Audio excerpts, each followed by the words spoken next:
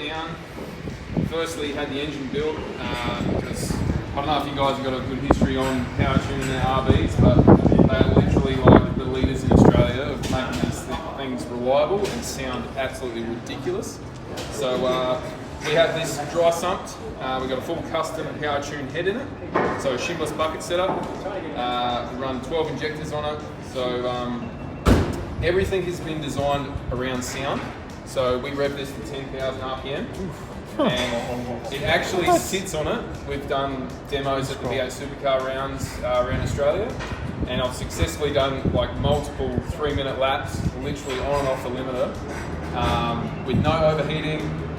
We have a few little issues with intake temps, but the thing just handles it like, oh, it's amazing. I don't even know how it holds together, to be honest, but between the whole Motec system and everything around how Chia controls these engines, it's honestly incredible. So I don't know if anyone here.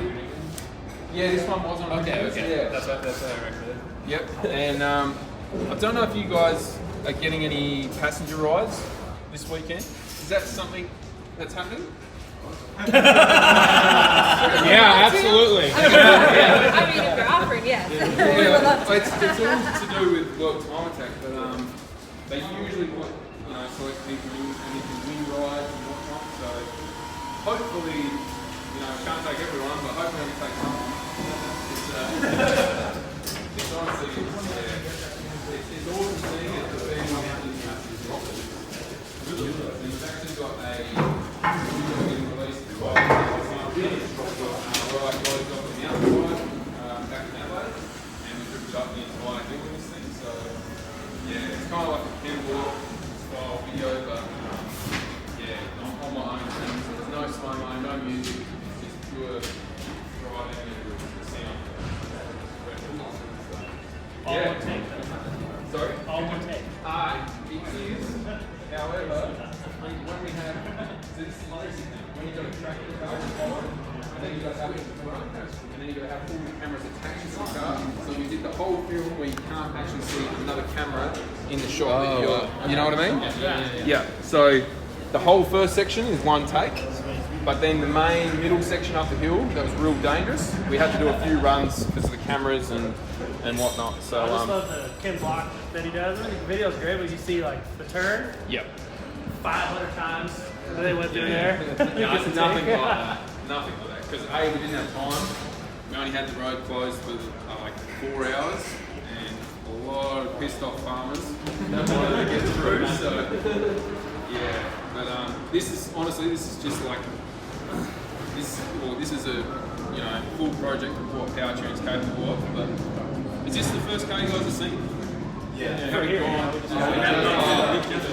Oh wow, yeah. This is only a little bit, so yeah, it's good that you're all here. It's awesome. So any questions? Yeah. Yes, it is. Yeah. Huge difference. Black makes it darken. They're gonna RB swap this Kia right here. What do you think about that, there, Dale? I think that'll be a great thing. Front wheel drive RB26 and the Kia Coupe here. How quickly we can put a car onto the Pro Hub. So the boys are going to knock the tyres off this, load it up onto the dyno while we have a bit of a look around, and we'll run it up while you're here too. Right on. Thank you.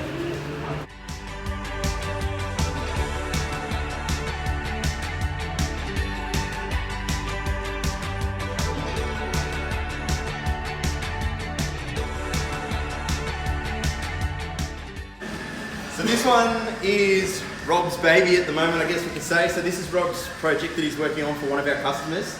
Sequential. If you don't know what this is a GTIR. Nissan Pulsar GTIR. And I'll let Rob give you a rundown on exactly what we've done to this car, because as you can see, there's not much of it that's together at the moment, because there's so much being changed. So over to Rob. There you go, guys. Welcome to the shop. Welcome to Australia. Yeah, this Pulsar, the guy started off, just wanted to repaint the engine bay and new engine combo. When he took the case, he said I might as well cage it, and then it came back to us and he said, let's go the whole way, full rewire. So it's got a front to back harness done for the all Motec. So it's got a Motec PDM. If you suddenly come to here, you can see the Motec PDM 30 It's got a M130 in it. It's got an E888 in there. Oh, nice. And then the C1212 dash. The engine's a VE head, so the SR20 was the VE head, so it's going to be a little curler. We're currently now, all the fab work, the car's pretty much done, everything's out getting coated and painted, so it's going to be final fit up probably for the next week or so. The only other thing we're doing at the moment is trying to work out drivetrain. We've got an R200 GDR, we're rediffing it. We're going to be running GDR, Skyline drive shafts and everything.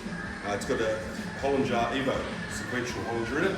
Kaiketsu make a kit, you can see the adapter there, to bolt straight into a GDIR. So because the GDIR gearboxes are pretty average, they only hold about 300 kilowatts. But yeah, this thing is going to be, it's a street car too, so it's going to be pretty good bit of gear. Street car. Yeah. Oh, every street car, most street cars in Australia have lots of bridges. One thing I imported, thinking of the Japanese one, you got an Australian one, and now it was like dead project underwater, not getting part of it at all. It's still there, that's what I thought, it's still behind the shop, driving away. It's super random. One of my neighbors has one. Yeah. Like I saw him driving down the street and I followed him to his house. He was super mad. Like, I'm sorry, I just never seen you. Especially in California. Yeah.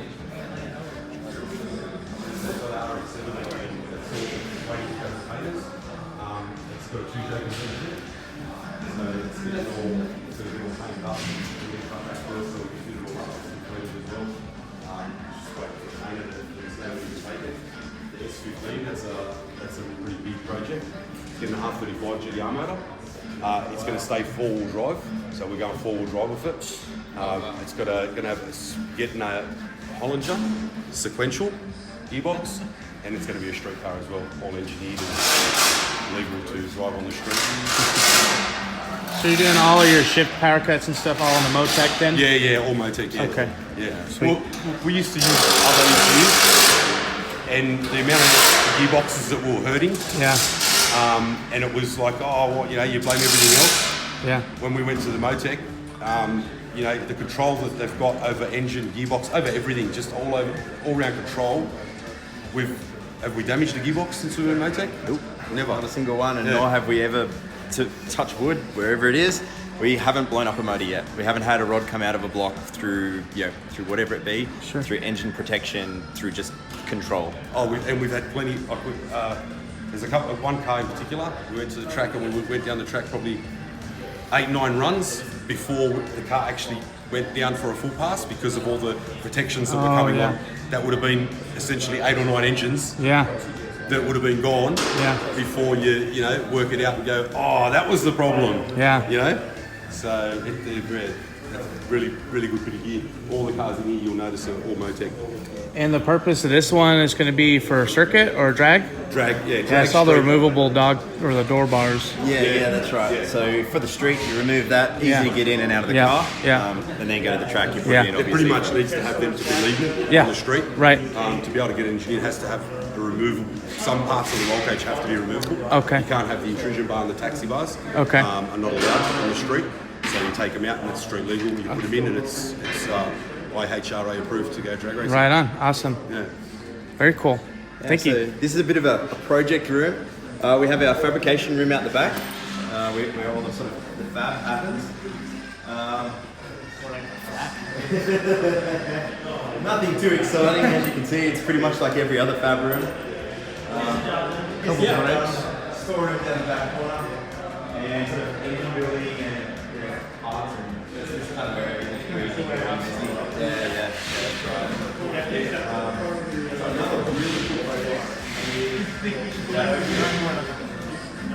Like so many things are dry sumps. I need to get on it. Yeah. So this came to us as it was actually almost the same color as the Corolla. Identical, yeah. Yeah, pretty much. A little bit rough around the edges, but that's kind of how it came to us. And this has had a full ground up restoration. So if you have a look at the panels, everything has been repainted, inside, outside, everything changed on it. It's obviously been turbocharged with the Z18. all the interior's been redone. If you have a look, like you can open the doors and I'll show you inside. It's the whole thing has been ground up rebuilt with no expense spared at all. So yeah, that's pretty much. I mean, it was a project that come to us, pretty much dumped on us and said, look, I want this thing to be immaculate. I want it to still retain, you know, sort of the factory kind of look and feel. Please don't go crazy and put, you know, an RB or something like that in it. So we've retained all that, and it's a street car that the guy can drive every day if he really wants to. We'll take it to car shows.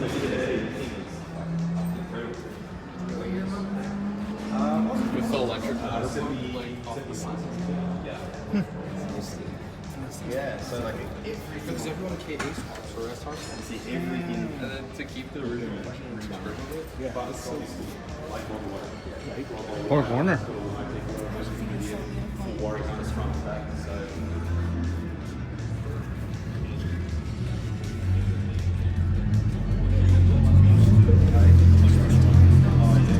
See it? It's like pure wood.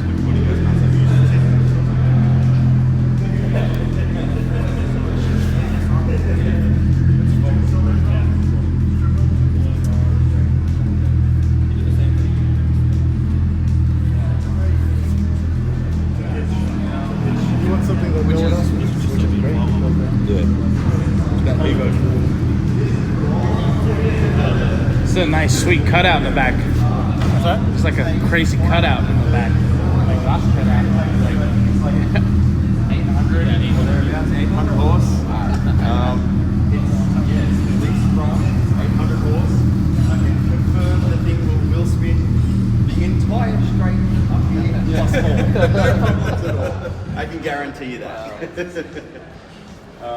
So this is basically in here at the moment. We've pulled the radiator out of it. We're actually putting a large radiator in. However, we did build the motor with the engine conversion, gearbox, the new diff setup, like the mount and everything else with the suspension in it. So the thing goes straight, and it actually, surprisingly, the really, really cool thing that a lot of people, I mean, look at this, you go, okay, 800 horsepower in a car that's this light, it's not going anywhere. So we've actually put 4 wheel speed sensors on this, and we use Motec traction control. In a Pulsar, like it really does this stuff. So you would be surprised. Turn traction control on. Smart.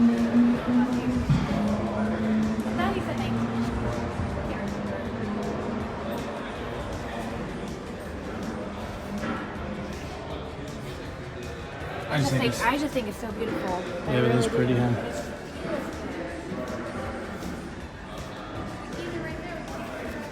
Take it for a drive. Functionality that doesn't already exist in a Motec ECU into it. So take for example with the GDRs, they've got a Tessa, so the 4-wheel drive control system. So what we've actually done is written into our Motec package, in our plug-in Motec package, the Tessa controller. So you literally just plug the ECU in and you can control the 4-wheel drive system straight from it. So you don't need like an ETS Pro or any of those other diff controllers.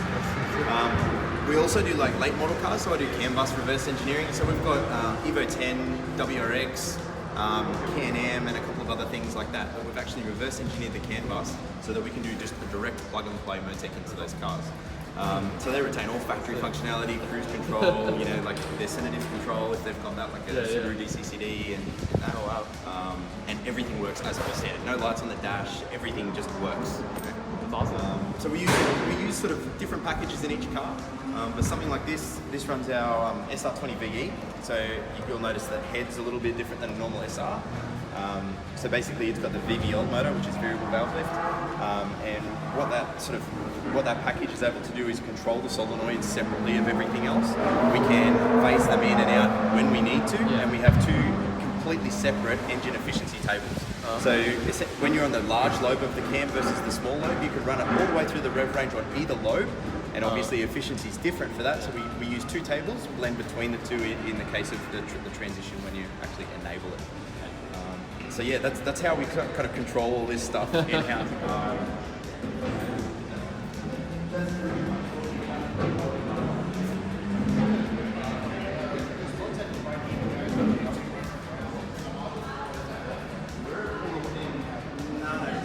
ECU, which we use as just hardware, and everything above that we write ourselves. So I write the firmware to do anything. So it's literally open for us to do anything. It's not as much as you'd think. So for us to sell a completed package, like let's say you wanted like an Evo 10 package or something like that we've built in house, we'd usually charge somewhere between $1,300 and $1,500 Oz for that package, which is actually quite cheap. For me to be the developer, yeah. So the ECU that I have has a whole ton of stuff activated on it. It's around about 10 grand thereabouts for the ECU. So it's a little bit, excessive for the end user to normally just buy something like that. Mind you, that's got like logging on it at 1,000 hertz, so 1,000 times a second logging. We've got like everything's like every box is ticked on the ECU purely for our development. So we need to be able to check that everything's working correctly. But the completed stuff that the end user gets certainly isn't that expensive. If you wanted to be a developer, you could probably get in there for about 4 grand or thereabouts if you didn't want all the logging and stuff enabled. So the language that you use is kind of a cross between C# and C+. It's a cross between that pretty much, and they provide basically the software package to write everything in, and that's what we do.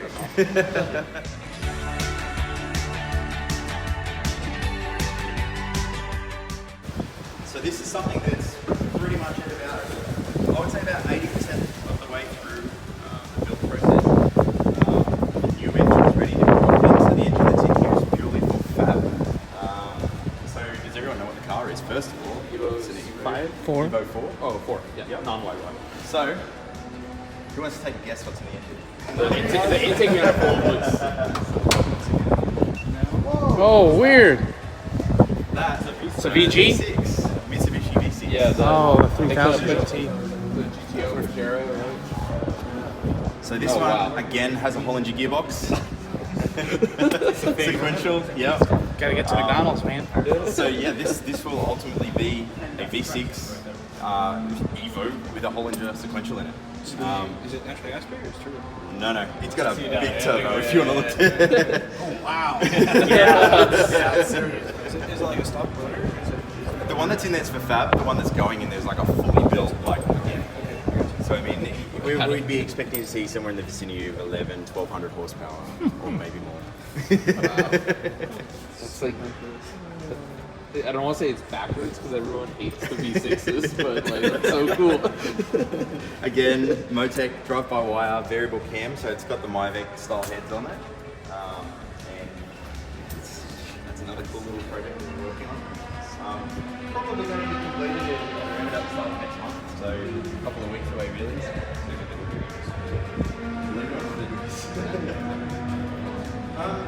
I guess it's Done. Can't do that.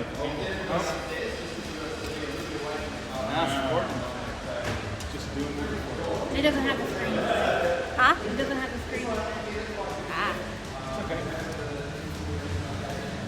Yeah, that thing is, I just love it. It's a pain in the ass sometimes.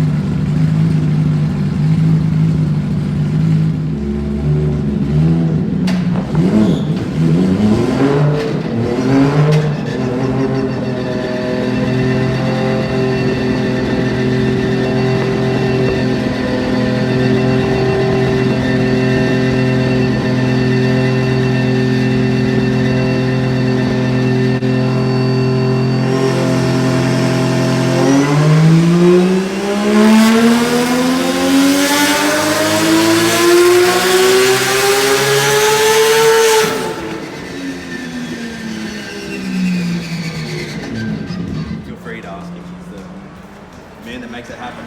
So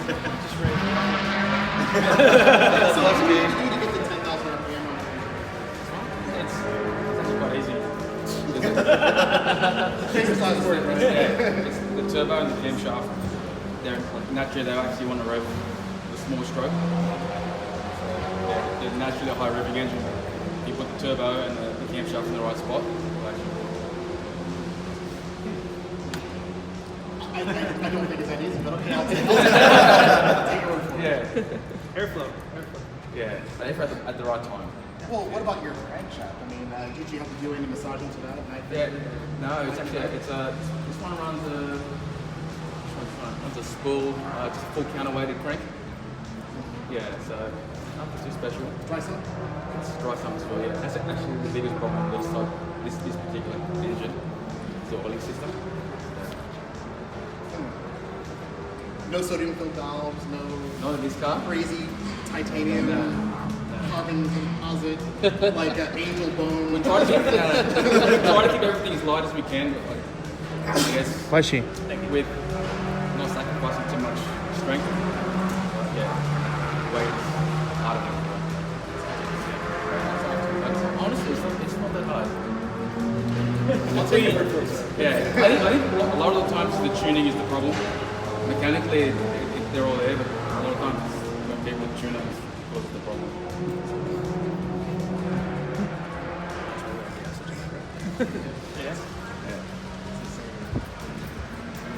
I have another factory issue that the factory crank sensors on the exhaust camshaft. So moving it down onto the crankshaft is a must. So the ECU can read the exact correct the crank. Oh yeah. So nothing from the belt. Like Yeah. Like, as soon as you put like heavy valve springs, loose belt, and stuff like that, you'll have this jitter. So the ignition angle is not accurate. So moving that down to the bottom is a must.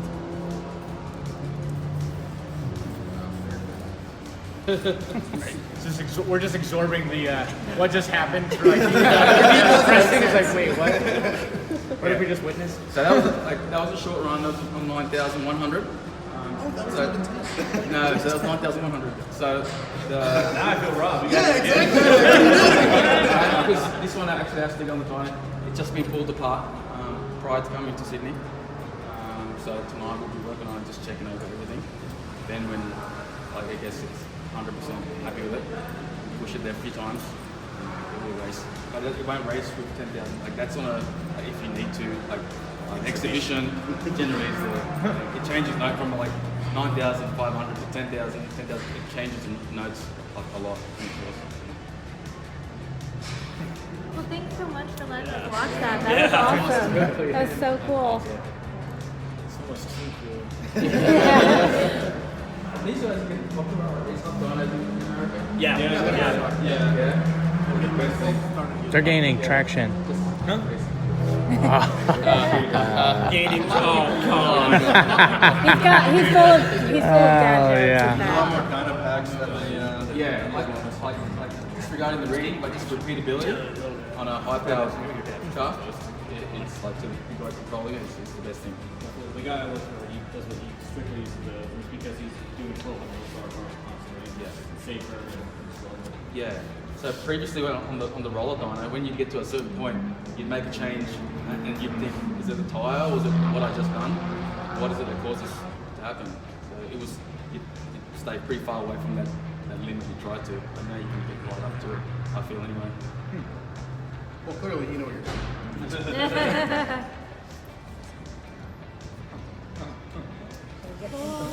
Yeah, it's a good time food. Officer stands, don't work on any Lotus cars. All right, guys. Thanks for visiting. Thank you.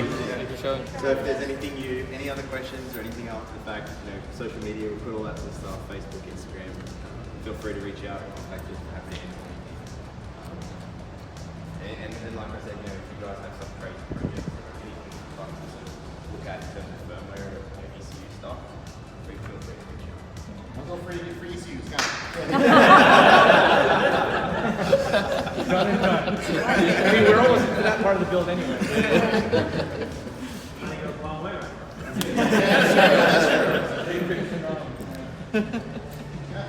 you go, now you're Like the face behind it. Yeah. You should have seen your face when you made your dad joke. It was hilarious. I said it real quiet. Well, you were like, make the face look like, They're gaining traction. no, you didn't. I You don't did it. It was.